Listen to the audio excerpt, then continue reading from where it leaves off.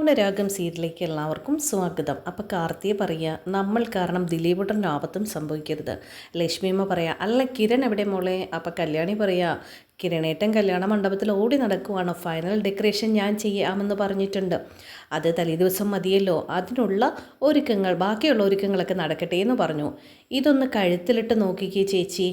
അല്ലെങ്കിൽ ഞാൻ തന്നെ ഇട്ട് തരാമെന്ന് പറഞ്ഞിട്ട് കുറേ ബോക്സിലിരുന്ന മാലയിൽ നിന്ന് ഒരു മാല എടുത്തിട്ട് കല്യാണി നമ്മുടെ കാർത്തിയുടെ കഴുത്തിലേക്ക് ഇടുവാണ് കേട്ടോ. അപ്പോൾ കാദംബരിയും പറയുന്നുണ്ട് നല്ല ഭംഗിയുണ്ട്. കാർത്തിക പറയും, ഇപ്പോൾ ആഭരണം ഒരുപാടായി, കല്യാണിയുടെ അച്ഛൻ്റെ വകയും ഒരുപാടുണ്ട്, ഇതെല്ലാം ഉള്ളത് കൊണ്ടാണൊന്നും വേണ്ടെന്ന് പറഞ്ഞതെന്ന് പറയുക. അപ്പോൾ കല്യാണി പറയാം, അത് ഞങ്ങളുടെ ഇഷ്ടമാണ്, അതിനെ ചോദ്യം ചെയ്യാൻ നിൽക്കണ്ട ചേച്ചി. അപ്പോഴേ ഞാനൊന്ന് മൂപ്പൻ്റെ വീട് വരെ ഒന്ന് പോയിട്ട് പെട്ടെന്ന് അവർ വരാം, അവരെ എനിക്കൊപ്പം വരുവാണെങ്കിൽ വരട്ടെ എന്ന് കല്യാണി പറയുവാണേ. അങ്ങനെ കല്യാണി അവിടെ നിന്ന് ഇറങ്ങി അങ്ങ് പോകും അപ്പുറത്തേക്ക്. ലക്ഷ്മിയമ്മ പറയാം, മറ്റാരേക്കാളും ഏറ്റവും കൂടുതൽ ഈ കല്യാണം നടക്കണമെന്ന് ആഗ്രഹിക്കുന്നത് കല്യാണി മോളാണെന്നാണ് പറയുന്നത്. ലക്ഷ്മിയമ്മ ഇങ്ങനെ പറയുവാണ് കേട്ടോ. അപ്പോൾ ഇതേ സമയത്ത് പിന്നീട് കാണിക്കുന്ന നമ്മുടെ സരയു നമ്മുടെ ശാരികയുടെ അടുത്തോട്ട് ചെല്ലുവാണ് കേട്ടോ. അമ്മേ, അപ്പോൾ ശാരി, ആ മോള് വന്നോ, സ്വർണം വാങ്ങിയോ മോളെ? സരയു പറയും, വാങ്ങി, ദാ നോക്ക് എന്ന് പറഞ്ഞിട്ട് കവറിൽ നിന്നൊരു ബോക്സ് എടുത്ത് കൊടുക്കുവാണ് കേട്ടോ. ശാരി ചോദിക്കുക, എത്ര പവനുണ്ട് മോളെ? അപ്പോൾ ബോട്ട്സ് തുറന്നൊരു ചെറിയൊരു ഷോമാലയാണ് കേട്ടോ അതിനകത്തുള്ളത്. അപ്പോൾ സരയു പറയാം, 2-2.5 പവനുണ്ടമ്മേ. ശാരി പറയാം, പണിക്കൂലി ഉൾപ്പെടെ 2.5ക്ക് മുകളിലായി കാണുമല്ലേ? സരയു പറയാം, ആയി അമ്മേ, കല്യാണിയുടെ സ്വന്തം ചേച്ചിയല്ലേ, അവരുടെ കല്യാണത്തിൽ ഇത്രയെങ്കിലും കൊടുത്തില്ലെങ്കിൽ പിന്നെ ഞാൻ കിരണോട് നേരത്തെ പറഞ്ഞപ്പോൾ എൻ്റെ അക്കൗണ്ടിലേക്ക് ഒരു 1.5 ലക്ഷം രൂപ ഇട്ട് തന്നിരുന്നു. വേണ്ടാന്ന് പറഞ്ഞതാണ്, ശമ്പളത്തിൽ നിന്ന് കുറച്ച് പിടിച്ചോളാം എന്ന് പറഞ്ഞു. ശാരി ചോദിക്കുക, അല്ല മോളെ, കുഞ്ഞിനെ കൊണ്ടുവന്നില്ലേ? അപ്പോൾ സരയു പറയാം, മോളെയും കൊണ്ട് കുറച്ച് കഴിഞ്ഞ് അമ്മ ഇങ്ങോട്ട് വരും. കുറച്ച് മുമ്പ് എന്നെ രൂപാൻറ്റി വിളിച്ചിരുന്നു, ആൻറ്റി ഇല്ലാത്തത് കൊണ്ട് ഇവിടെ വന്ന് നിൽക്കാൻ പറഞ്ഞു.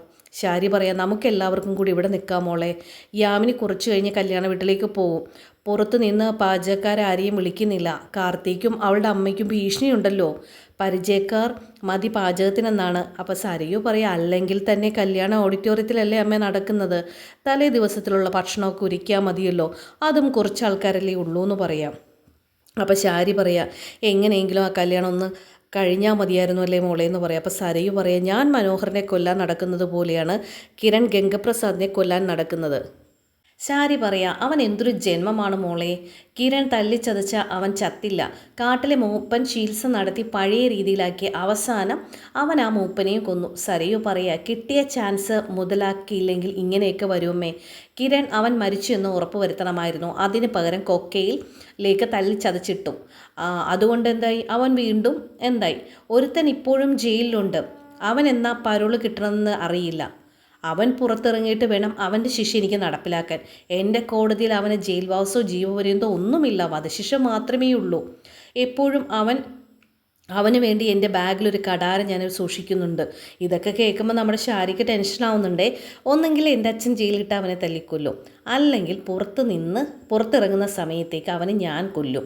ശാരി പറയാം, ജയിലിൽ കിടക്കുന്ന മോളെ എനിക്ക് കാണാൻ സാധിക്കില്ല, ജയിലിൽ കിടക്കുന്ന നിന്നെ എനിക്ക് കാണാൻ സാധിക്കില്ല മോളെ എന്നൊക്കെ പറയുക കേട്ടോ. അപ്പോൾ സരയു പറയാം, എനിക്ക് ജയിലിൽ കിടക്കാൻ പേടിയൊന്നുമില്ല അമ്മേ, എൻ്റെ മോളുടെ ഭാവി സുരക്ഷിതത്വമാണ് അവളിപ്പോൾ, അതുകൊണ്ട് എനിക്ക് എന്തും ചെയ്യാനുള്ള ധൈര്യമുണ്ട്. എൻ്റെ 2 അമ്മമാർക്കും ഞാൻ ജയിലിൽ കിടന്നാൽ ഒന്നും സംഭവിക്കില്ല, 2 അമ്മമാരുടെയും ഭാവി സുരക്ഷിതമാണ്.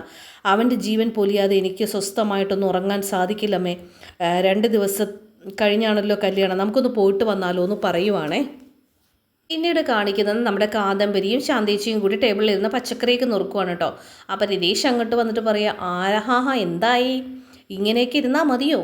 അപ്പം കാദംബരി പറയാം, ആണുങ്ങൾക്കും സഹായിക്കാവുന്നതല്ലേ ഉള്ളൂ. ശാന്തേച്ചി പറയുക, കല്യാണി മോൾ ഉണ്ടായിരുന്നുവെങ്കിൽ സടപടയെന്നെല്ലാം ആയേനായിരുന്നു. അപ്പോൾ കാദംബരി പറയുക, കല്യാണി മാത്രമല്ല എൻ്റെ അമ്മയും ഉണ്ടായിരുന്നെങ്കിൽ 4-5 പേരുടെ പണി അങ്ങ് ചെയ്തേനായിരുന്നു.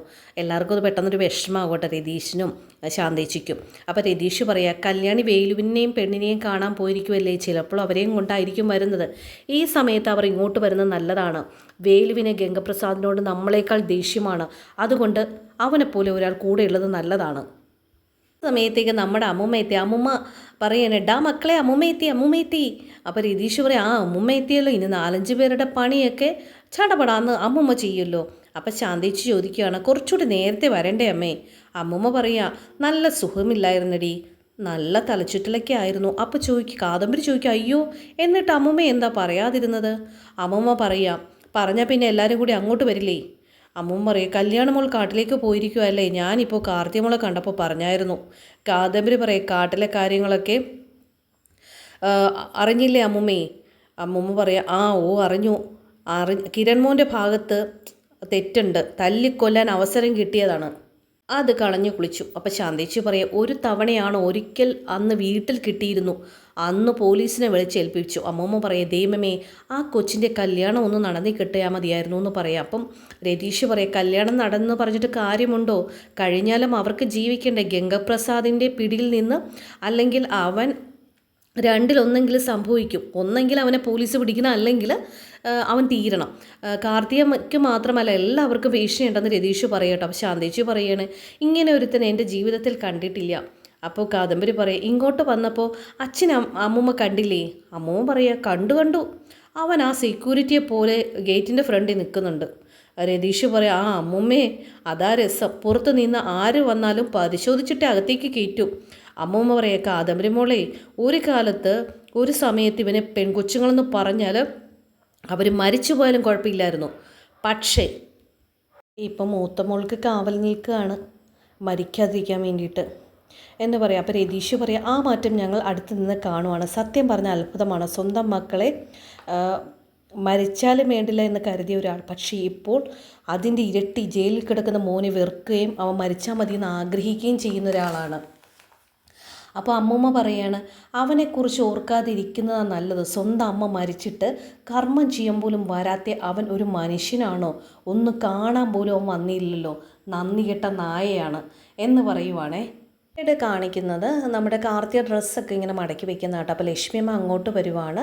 അപ്പോൾ ലക്ഷ്മിയമ്മ പറയാം, മോളെ ആരൊക്കെയാണ് വന്നതെന്ന് നോക്കിക്കേ. അപ്പോൾ നോക്കുമ്പോൾ ദേ സരയും ശാരിയും നിൽക്കുവാണേ. അപ്പം കാർത്തി, നിങ്ങളായിരുന്നോ? ശാരി പറയുക, കല്യാണം 2 ദിവസം കഴിഞ്ഞാണെങ്കിലും നേരത്തെ വന്ന മോൾക്കൊരു സമ്മാനം നൽകണമെന്ന് വിചാരിച്ചു. കാർത്തിക പറയാം, അയ്യോ അതൊന്നും വേണ്ടായിരുന്നല്ലോ. സരയു പറയും, എങ്കിലും അതൊരു സന്തോഷമല്ലേ? ശാരി പറയുക, കൊടുക്കും മോളെ. കാർത്തിക്ക് ഒരു കവർ എടുത്ത് കൊടുക്കുകയാണ് കേട്ടോ. സരയു ബോട്ട്സ്, അപ്പം അത് തുറന്നിട്ടൊരു ബോട്ട്സ് എടുക്കുകയാണ് കേട്ടോ. അപ്പോൾ അതിനകത്തൊരു ഷോമാലയാണ്. ലക്ഷ്മിയമ്മ നോക്കിയിട്ട്, അയ്യോ സ്വർണ്ണം വാങ്ങിയോ? കാർത്തിക പറയാം, സരുവിൻ്റെ കാര്യങ്ങളൊക്കെ ഇപ്പം ഞങ്ങൾക്കറിയാമല്ലോ, പിന്നെ എന്തിനാ സ്വർണ്ണമൊക്കെ ഇത്രയും വിലയുള്ള സമയത്ത് വാങ്ങിച്ചു കൊണ്ട് വന്നത്? ശാരി പറയാം, മോള് കല്യാണിയുടെ സ്വന്തം ചേച്ചിയല്ലേ, കല്യാണിയും കിരണും ഇല്ലായിരുന്നുവെങ്കിൽ എൻ്റെ മോൾക്കൊരു ജീവിതം ഉണ്ടാകുമായിരുന്നില്ല. ആ സ്നേഹത്തിന് ഞങ്ങൾ ഇതെങ്കിലും തരണ്ടേ മോളെ? എൻ്റെ കയ്യിലൊന്നും ഇല്ലാത്തത് കൊണ്ടാണ് ഞാൻ ഒന്നും കൊണ്ടുവരാത്തതെന്ന് പറയുവാണേ. അപ്പോൾ കാർത്തിക പറയുവാണ്, അയ്യോ ഒന്നും കൊണ്ടുവരണ്ട, നേരത്തെ ഇങ്ങ് വന്നാൽ മതി എന്ന് പറയും. അപ്പോൾ ശാരി പറയാം, അത് ഞങ്ങൾ എത്തുമല്ലോ. അപ്പോൾ അങ്ങനെ പറയുന്നതോടെയാണ് ഇന്നത്തെ എപ്പിസോഡിൻ്റെ പാർട്ട് 1 അവസാനിക്കുകയാണ്. അപ്പോൾ വീഡിയോ ഇഷ്ടപ്പെട്ട എല്ലാവരും ലൈക്ക് ചെയ്യുക, ഷെയർ ചെയ്യുക, സബ്സ്ക്രൈബ് ചെയ്യുക. ബാക്കി അടുത്ത പാർട്ടിലോട്ട് കാണാം.